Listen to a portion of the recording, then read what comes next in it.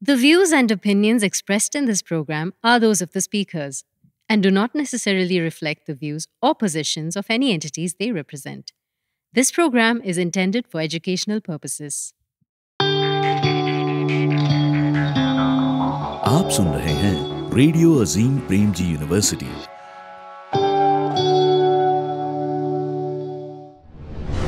Here he goes again. That's huge. That's on the roof.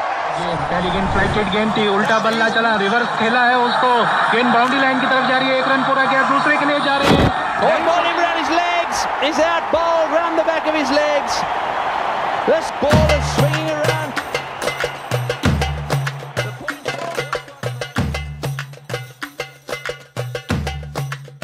Well caught with Giri and Raghu, only on Radio Azim Premji University. Radio Azim Premji University proudly welcomes you to our show, Well Caught with Giri and Raghu. We are cricket nerds, Giri and I. And we ended up writing 2 books so far. One was Mid-Wicket Tales from Trumper to Tendulkar. And the second one was Mumbai to Durban, India's Greatest Tests. As a part of this show, we would like to share some of what we know about the game. Stories, legends, and the experiences that make this game what it is. In this episode, like all good stories, we will begin with a few origins. How cricket came to be, the game in pre-independent India, the way the game evolved, and a look at early cricket in a few places around the world, like England, Australia, India, West Indies, and South Africa. So fasten your seat belts and let's begin. Push the boundaries to Chittagong at one end and Cox's Bazar at the other, and there'll still not be enough. Edge. Oh, dropped. Not a man you want to drop. Oh, brilliantly caught. Absolutely magnificently caught. Episode 1. Separate gates, separate dressing rooms. So Raghu is 77 and I'm 67, and we've been following cricket like mad for the past 60 years.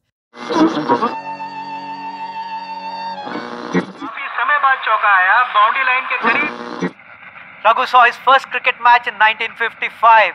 I saw my first cricket match in 1964. Well, I got into cricket very early. From the age of 8 or 9, it was rather funny.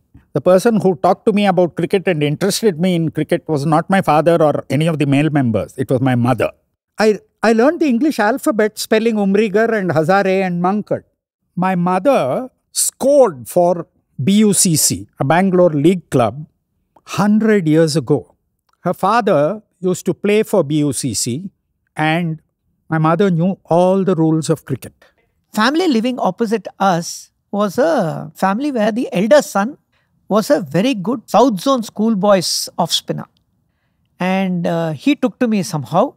For the first 2 years of my cricket, I learnt underarm tennis ball cricket with him. And he didn't teach me to time pass. He was serious about it. So he would draw a semicircle chalk line in front of the bat and say, look, if a ball I throw underarm to you falls within that circle, you must come forward and meet.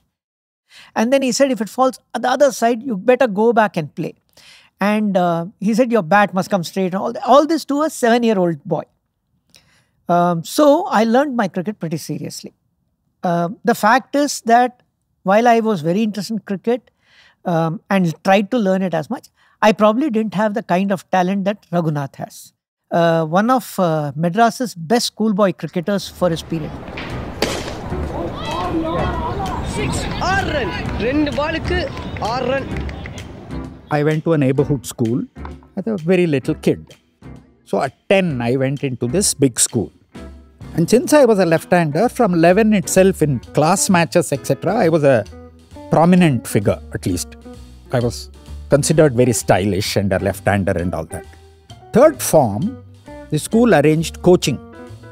So from the Tamil Nadu or Madras Cricket Association, coaches came. People like Ram Singh. So Ram Singh was the father of Kripal Singh, Satwinder Singh and all. And he played for Tamil Nadu and maybe just about represented India. He was a left-arm all-rounder. I was adjudged the most promising schoolboy cricketer in Tamil Nadu. When I first started playing with Raghu, he had quit first division cricket. And even then, when I was playing with him, I could make out the sheer class of his batting because... This was when I was nearing 50. No, he's exaggerating. Wait, he was not yet 40. I'll tell you, he was precisely 38 when I and he played cricket together first. What's interesting is not the amount of cricket we've played, but the kind of interest we've had in this game to follow it as it happened across the world. You will get a sense of how we've gone about our work because as we argue, discuss and interrupt and talk about cricket through its various aspects, hopefully you'll get a sense of how we must have fought and discussed and come together to write our books.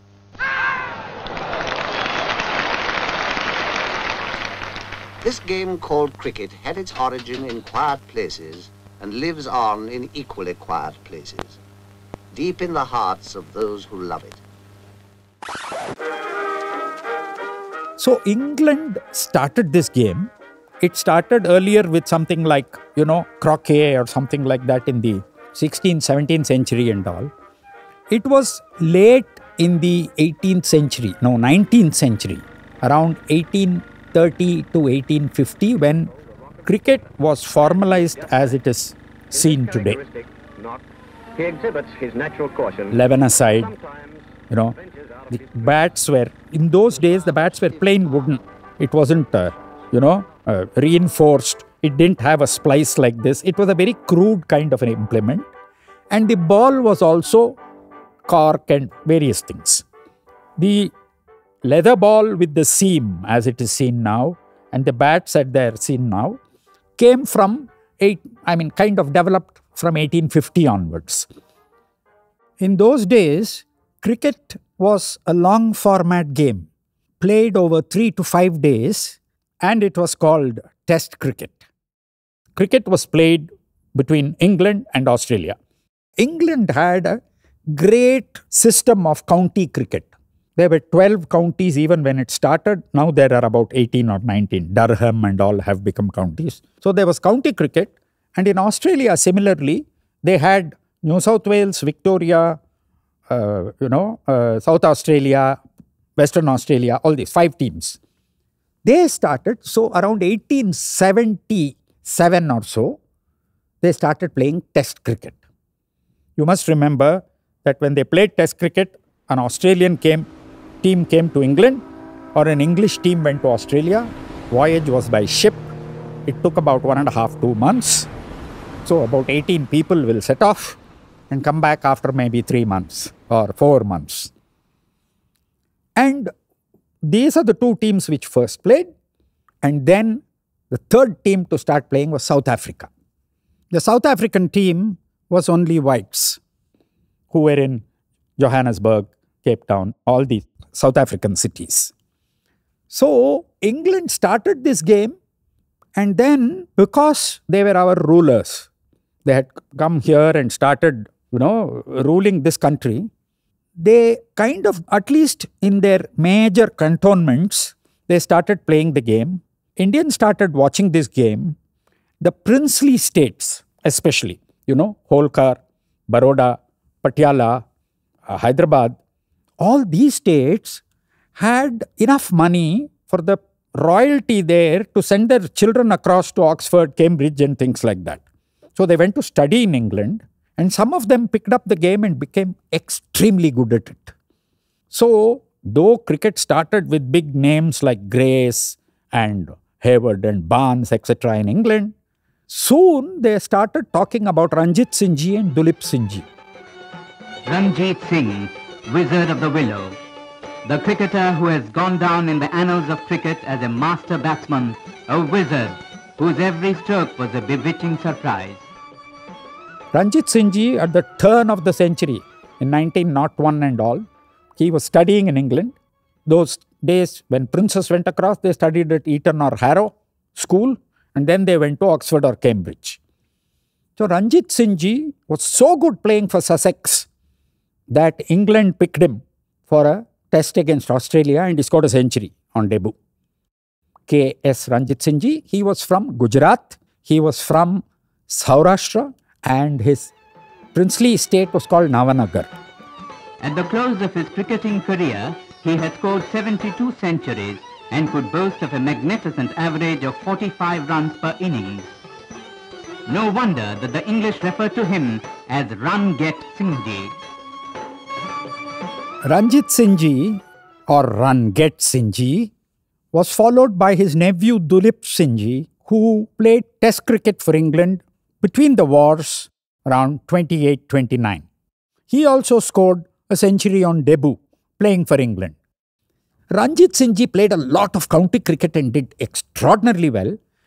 The test matches were infrequent, that also you should see. So this created an interest in India. You know, we had colonial rulers, so the news would come of test matches between England and Australia, and when they said an Indian prince has scored 100, that kind of thing created a lot of interest here. And the Englishmen thought, hey, we'll encourage these natives to play this game. But this is sad. The Englishmen also were very political, and they wanted to keep us not very united. We'll start a tournament. Hindus is one team. Mohammedans is another team. Parsis is the third team, because a lot of Parsis played cricket from Bombay. And Europeans was the fourth team. So 4 teams between First and Second World War, 4 teams, quadrangular, most of it matches happening in Bombay.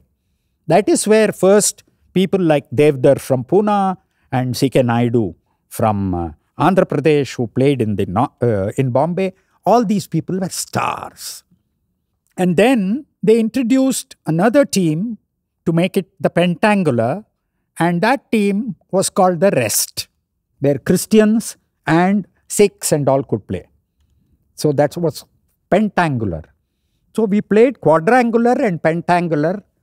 So the first test as an Indian team which we played was well before we got our independence in 1932 at Lord's. For the first time in the history of cricket, All India is meeting England in a test match at Lord's. And we were undivided, remember. So, in the undivided India team, we had burly Punjabis who made up the pace attack. They were all playing for India. So, we had a Muhammad Nisar. Muhammad Nizar opens the bowling to Sutcliffe. And an Amar Singh. Amar Singh has scored his 50. Incidentally, the top score for his side during this match. And in that test against England, they rattled the English side by taking 3 or 4 early wickets. However, we lost the match. India are all out with a total of 187. England win by 158 runs. That was the interesting part. So that's how cricket started. But the Englishmen played their own games by this pentangular and quadrangular and all that kind of thing. And since they had a European side, they started seriously sending good coaches from England to India to nurture the game and teach the technicalities to our people. So people had started moving across for both studies and for other reasons to Europe, largely England. Because we had been, under English rule for more than 150 years by then. Western India had the maximum interest in cricket. Bombay, Pune, Baroda.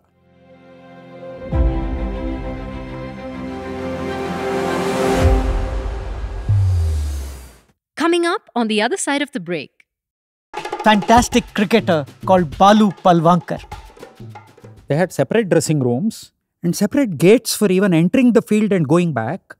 And this persisted all along.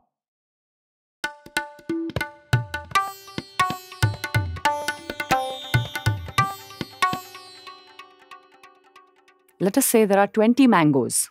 I know it's 20 because I'm counting in base 10. But he was counting in base 9. I would say I have 2 mangoes. What does that mean? I have 2 into 9 plus 2 mangoes. I have two mangoes. But if you're an Indian, that's how you say 2 in base 10. I have 2 mangoes.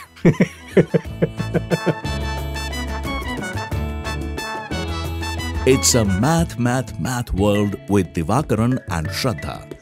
Out now, only on Radio Azim Premji University.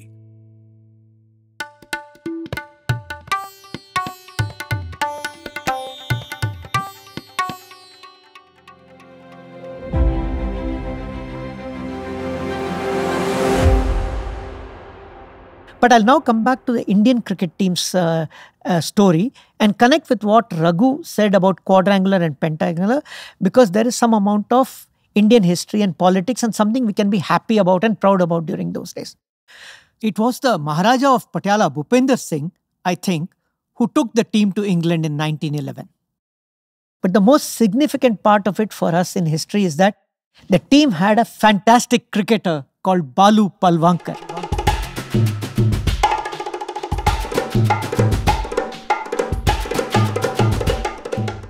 Balu Palwankar happened to be a Dalit. He had a phenomenal performance during that time. We've said it ourselves in our book called Mid-Wicket Tales that the quadrangular and pentangular was a very pernicious attempt by the Britishers to divide Indians. You are using the Indians' love of cricket, pulling them to the ground and yet making them play against each other literally. Divisive. However, luckily two things happened. One, with a lot of effort, Ranji Trophy was started in 1934. Second,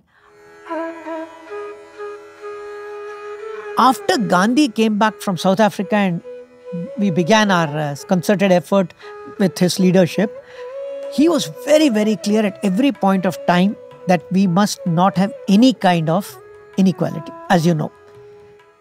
Therefore, he told the Hindu team, when the Hindu team was in some dilemma whether we should play such a tournament, he told the Hindu team not to play the tournament. And there was an year when the Hindu team refused to play the tournament. Viewership went down. Viewership in the sense people coming to the ground went down. And it was a very strong blow to that kind of tournament. So Gandhiji had a role, the Hindus team had a role, and the Hindus team was conscious about it and they refused to play that team. Interestingly, the Hindus also had a problem in the sense that although the Palwankar brothers were the best three cricketers in the team, they did not make them a captain. One of them a captain. Because they were Dalit. They were Dalits. In fact, Balu Palwankar on that tour of 1911 finished with over 100 wickets. But even at his peak, because of his caste, Balu was never made captain. Lesser players from the upper caste were made captain. In 1920, in fact, he also found himself out of the Hindu team. His brothers Vittal and Shivram opted out in protest. Their team lost the first match. The PJ Hindu Gymkhana management became aware of the rising tide of public support for the Dalit cricketers and reinstated Balu and his brothers.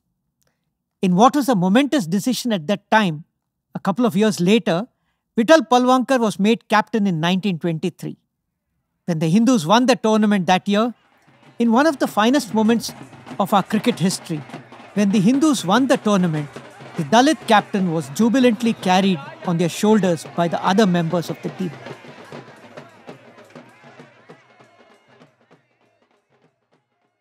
We went and played our first official test match in 1932 in England. Players like our Pakistan cricketer Majid Jahangir Khan, his father was Dr. Jahangir Khan.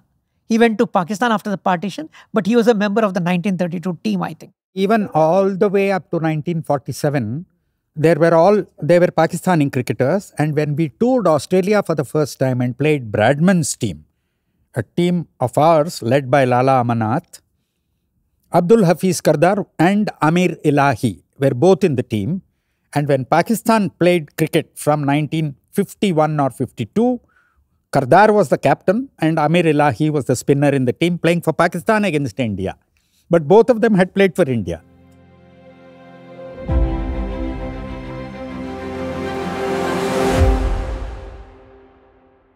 You see, sometimes when we look at our own trajectory with cricket and the way we've played and the social stratification, etc., we must not forget that England was no great shakes, to put it mildly. They had teams, they had cricketers who were either called gentlemen or professionals. Players. Amateurs Gentlemen or and professionals. players. Gentlemen and players. Amateurs and professionals. They had different dressing rooms. They had different gates to come in and out of the ground. In a cricket scorecard, all the amateurs will have Mr. before their name. All the gentlemen will be called Mr. Clarkson, Mr. Robertson. The others who were professionals, they would just have their name. They will just say F.S. Jackson, A.J. Chapman, whatever. So the scorecard made this difference. And as Giri was just saying, They had separate dressing rooms and separate gates for even entering the field and going back. And this persisted all along. This gentleman and amateur. England's first professional captain was Len Hutton in 1953. So the best cricketers would be the professionals, but the captain would be an amateur. Because he would have studied in Oxford or Cambridge and he would be a, rich man. He would be a lord in the whatever. So I was astounded. In 1962, a Madras cricketer called V.V. Kumar, who had played a couple of tests, he went across to play Lancashire League in England. And he played league for a couple of seasons. Then he came back and he told me this story. See, they would go to play Lancashire League for money. So he would go there, he would stay with some old lady or somebody who let out rooms. They were paid per match. And it was not much. It was just enough. They went for the experience. First match. Second match, without knowing, Kumar went through the wrong gate after tea. So he was docked that match fees and banned from the next 2 matches for walking through a wrong gate. An Indian who had just come and he didn't know this. So the game was, very, very largely influenced in England by class and hierarchy. West Indies, for example, they also started playing pretty early. The earliest hero there would be people like Leary Constantine and George Headley and people like that. But remember that even when they had some fantastic cricketers, the whites were the people who would captain the team. It was only in 1960 that Frank Worrell became the first black West Indian captain. After Jerry Alexander? Yeah, maybe after Jerry Alexander. Let's listen to the tape. The captain, having the first black captain, I believe we were waiting for something like this for a long time to happen. It was a great accomplishment for Worrell and for West Indies cricket. And since then, West Indies always had a captain to follow. Gary Sobers, Clive Lloyd, Rohan Kanhai. You name them, they all those cricketers. But it took that much time and they had their first captain. If you remember, there is the seminal work on West Indian cricket by the Marxist historian C.L.R. James called Beyond a Boundary. A lot of it there you can read is how the effort it took before Frank Worrell became the captain. And Frank Worrell was a contemporary almost of Richie Benaud, maybe a few years elder to Richie Benaud, but they played probably one of the most memorable series. If I can do a back and forth of it, I think if you ask many cricketers, they will say that the 60-61 memorable West Indies-Australia series in Australia, 500,000 Australians lined the streets of Melbourne to give a ticker tape farewell to Frank Worrell and his team. Let's listen to the West Indian who experienced this.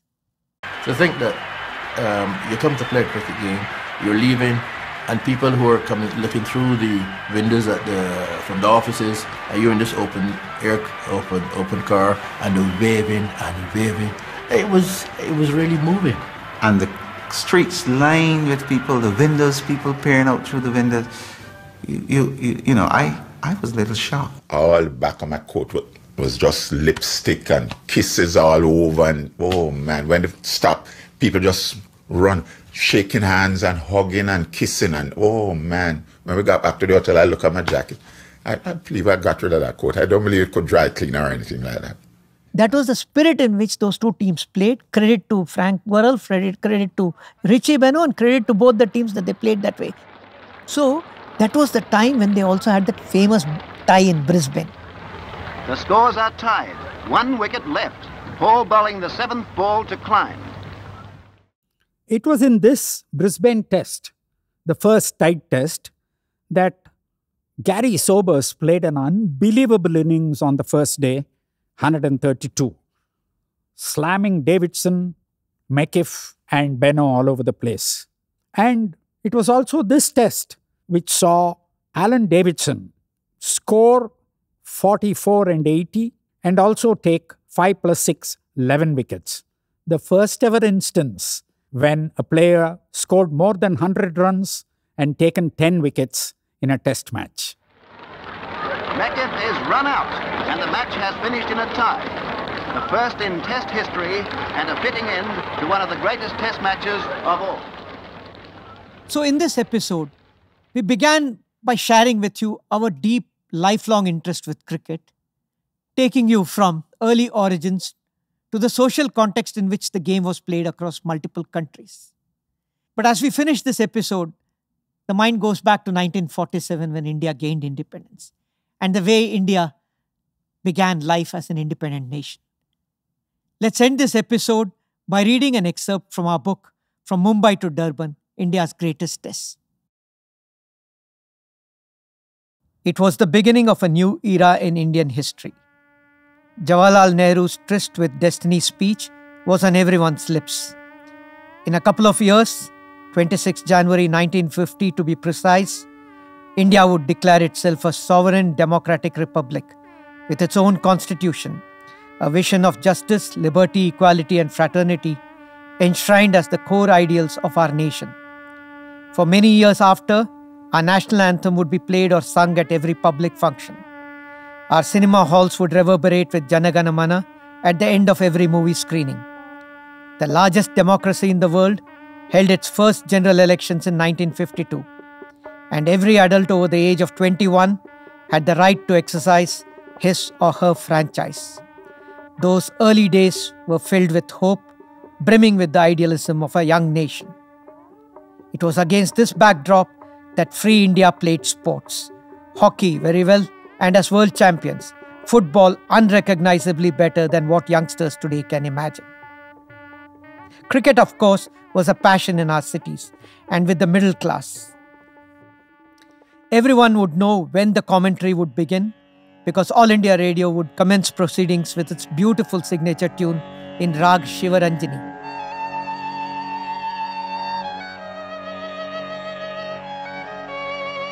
That, interestingly, composed by Czech Jewish refugee Walter Kaufmann when he worked with All India Radio.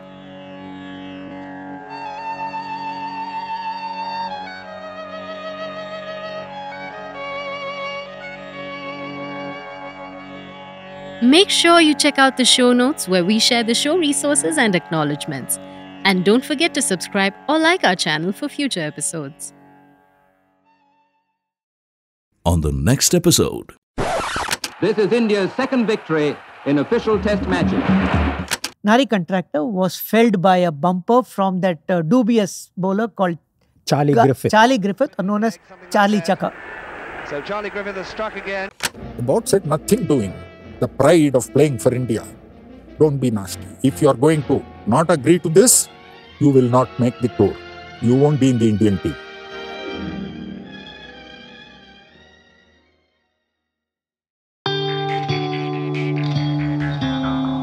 आप सुन रहे हैं radio Azim Premji university